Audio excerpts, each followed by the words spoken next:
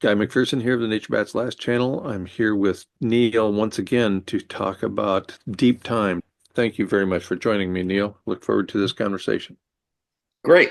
And today we're going to reflect a little on various issues as we start this new year of 2025.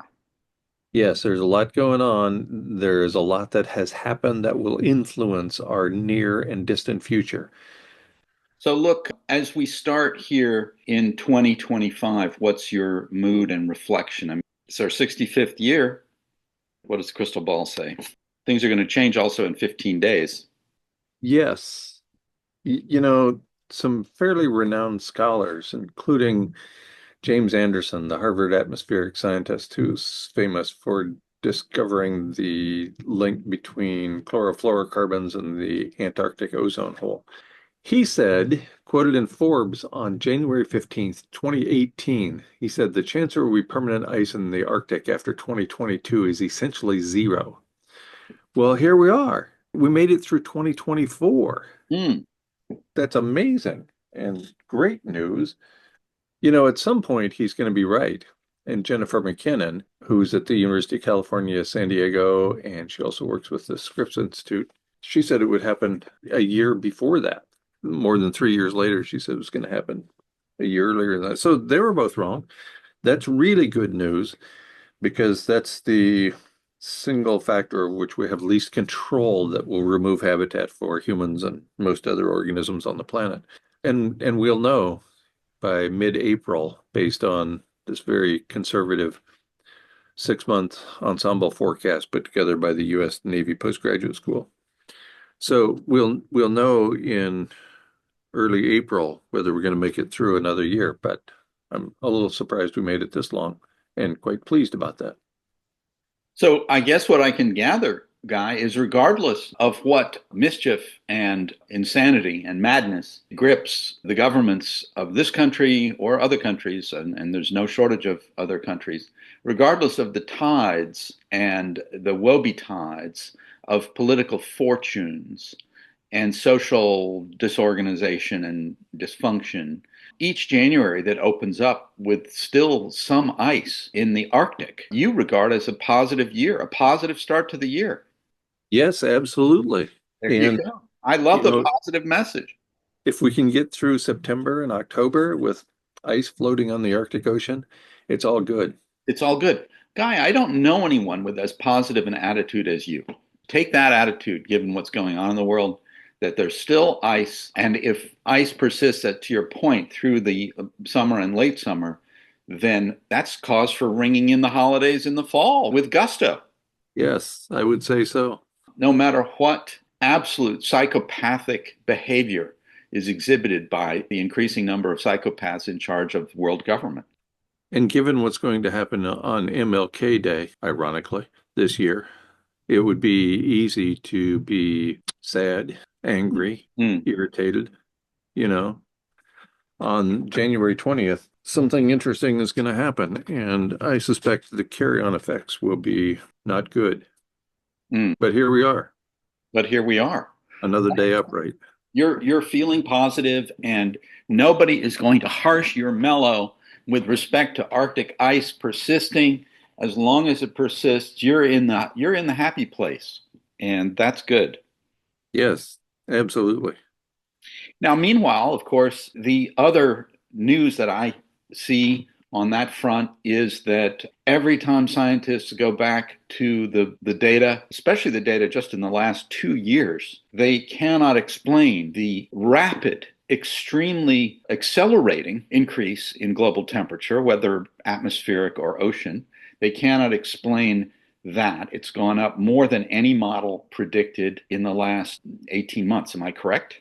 Yes, and that's a little bit surprising because the Intergovernmental Panel on Climate Change concluded climate change is abrupt in its October 8th, 2018 report, Global Warming of 1.5 degrees. In fact, here's the take-home message, and they're quoting peer-reviewed literature on this. Quote, even abrupt geophysical events do not approach current rates of human-driven change, end quote. So we are collectively as humans, with what we are doing on this planet, we are driving climate change at a stunningly rapid rate. And we've known this for a long time now, more than 6 years, more than 7 years at this point. That's incredible. And yet I never see it reported in the corporate media outlets, No. ever. Many people in this country and in the state of Florida and Texas and other places, they're still at the stage of acknowledging that a thing called climate change exists. Right. Getting them to the stage where they would even understand, let alone consider, abrupt climate change. I think we're very far from that with many people. They don't get what the word abrupt, the scientific meaning of that, what that means in the rate of acceleration that is being observed and the speed in geologic time frame. The abruptness is more abrupt than any prior abrupt Right. climate change, save an Earth annihilating asteroid. No, no, no. There was actually an asteroid that struck the planet, drove the dinosaurs and many other species to extinction. This is far more abrupt than that. I understand. And Wow. then I'd like to say that the next task that you have and that we have is explaining that abrupt climate change, even if you were to understand it in its full import, is not the worst case. There is one thing worse than that, and that's called runaway Right. climate change. We started with such a positive note here that I don't think it could be harshed by you spending a minute or two describing what is the distinction between abrupt climate change and runaway climate change. Well, abrupt climate change, we just described, we're in the most abrupt event in planetary history, which is kind of a big deal. But then what does runaway mean? That means that it can't be stopped. We know no way and can foresee no evidence that is going to slow or stop the ongoing rate of change. And that too has been reported by the Intergovernmental Panel on Climate Change in the IPCC Special Report on the Ocean and Cryosphere and a Changing Climate. They concluded that an overheated ocean was responsible for the irreversibility of climate change. So not only are we in the midst of abrupt climate change, we are also amid runaway, can't turn back, no way out climate change. And that's way too many words for trying to say irreversible. Hmm. You get my point. I do. I am aware that well meaning scientists and a subset of the panel of the IPCC have spent the last, I think, 6 years acknowledging it's kind of been too quiet for most people to even notice that their projections of what we must do to hold the planet at this magical thermostat setting of only 1.5 degrees Celsius greater than baseline, which you and I know, and which several people have had the honesty to report. We've already surpassed it. The only way to say that we haven't surpassed it is to move the baseline and say that it's 50 years later than the previous baseline was set in. But let's just put that aside for now. The IPCC and others, well meaning scientists, have quietly been saying that the only way to have a prayer of arresting the emissions and the increase in global temperature is through carbon capture and sequestration. And 20 or so different technologies that are supposed to accomplish this. Most of them are in drawing board stage or theory stage or hallucination stage. Very few are even technologically being proven at the level of prototype or at the level of something that doesn't require more energy in to capture the carbon than it takes out.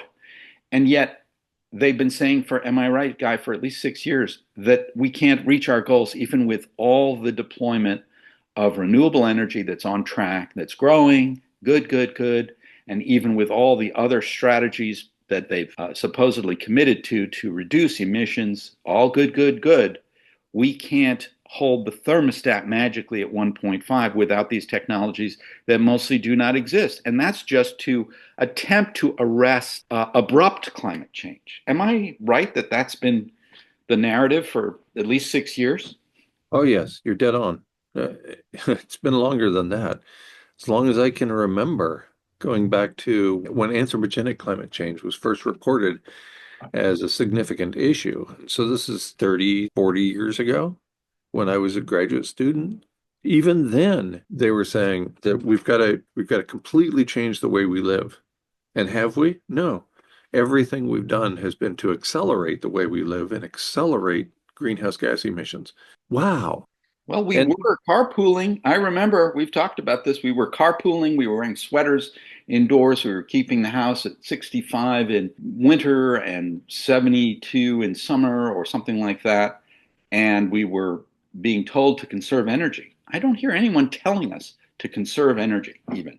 right. And during the Carter days, small wonder he only lasted one term, all of that was reinforced. And here was the president, the man who was actually taking action to demonstrate that we needed to do this then, or we would have significant problems down the road. And sure enough, we're there. We've had significant problems down the road, and those problems are increasing, not decreasing, in part because we didn't pay attention to somebody who was said to have given the malaise speech when he talked about slowing down the much too rapid rate that we are living at, basically.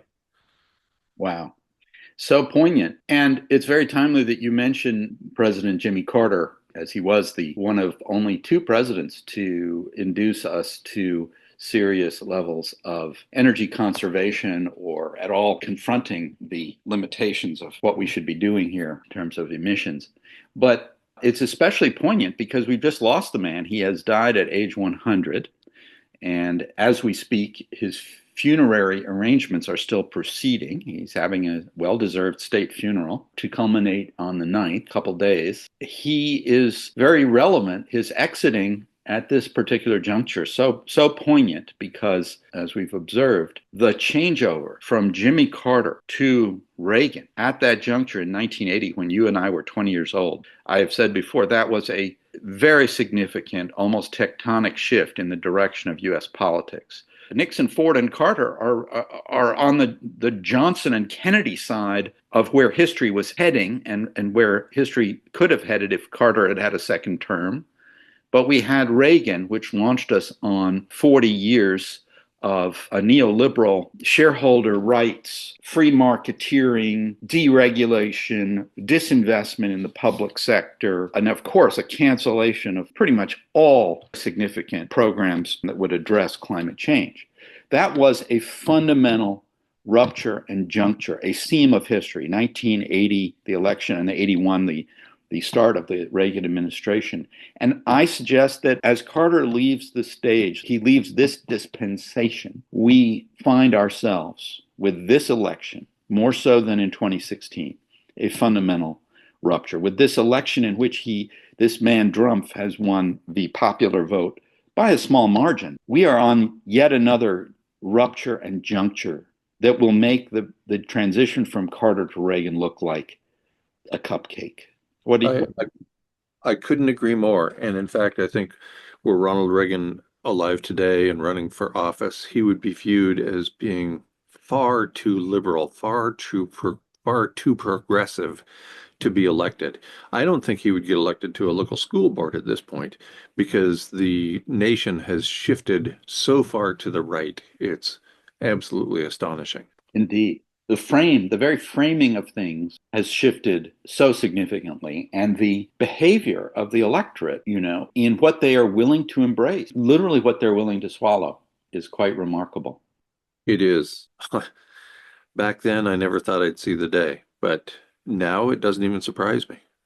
So I think we will close this initial reflection here as we get started with a bookmark to the exit of President Jimmy Carter, because he is a pivot point in other things that have to do with energy and our future. And we'll talk about that in the next episode. Yes, Um, great idea. any other thoughts here as we kick off 2025? Well, I just have some words from Southwestern American writer and public speaker Edward Abbey. If the situation is hopeless, there's nothing to worry about. That's what he said. And it appears to me going into January 20th and beyond that the situation truly is hopeless. It's difficult for me to imagine significant battering of our society, at least in this country, will occur in any way, shape, or form. I'm sad to say that, but I have to. Mm. After these 4 years, if assuming he's gone in 4 years, what awaits us? What do you think? Right. Well, he has to be gone in 4 years. I mean, if he'll leave, because he is held to holding only 2 terms, even if they're separated by somebody else. Well, So, we know that, and the Constitution knows that. But that's why I said if he leaves, it's everything's that used to be a firm thing is now an if. More ifs than ever before. So yes, yes, absolutely. Assuming he leaves, it's hard to imagine that the world couldn't get better, but every president of my life has been the worst president of my life. So maybe it can get worse. I never thought we'd end up here, but here we are. I think the only thing to hope for is that every January and August there is still sea ice in the Arctic, and that will be cause for at least a few claps at the end of every year. Yes, that we get to live is astonishing. We know enough about the universe to know how many atoms there are in the universe. The odds of us being here, based on our understanding of genetics, the odds against us being here exceed the odds of plucking a single atom at random from the universe. And yet here we are. What's not to love about that? Well, Guy, another topic that we can take up in future is long-termism. I mean, against the concerns that you have correctly voiced and a few other climate scientists for the last 30, 40 years, the tech bros of Silicon Valley and many others are convinced that only they have access to a concept of our future called long-termism, where they believe that what's at stake in every decision we make now is the survival and expansion of the human race, not just on this planet, but billions and trillions of future humans who will colonize. It is our destiny to colonize not just our solar system, but our galaxy and other galaxies. And people like Mark Andreessen, billionaire venture capitalist in Silicon Valley, and his tech bros, Peter Thiel and Elon Musk and so forth, who are now in power, they believe that the most important decisions to make now are those that will guarantee not our mere survival on this planet, but our colonizing of the entire galaxy. And they believe this to be imminently technologically possible. And they also believe that we must not make any decisions now that would get in the way of that. And who knows what other distorted views that and programs may come from this kooky view. What are your thoughts about long-termism? Well, I remember seeing a bumper sticker many, many years ago. It said, Earth first, we'll screw the other planets later.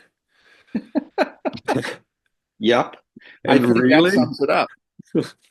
Oh man, I think there is a better than average chance if we are given the opportunity to make that change, to scatter ourselves throughout the universe, that we do not face a Star Trek or a Star Wars future. Instead, we face a Ray Bradbury kind of future where things go catastrophically badly.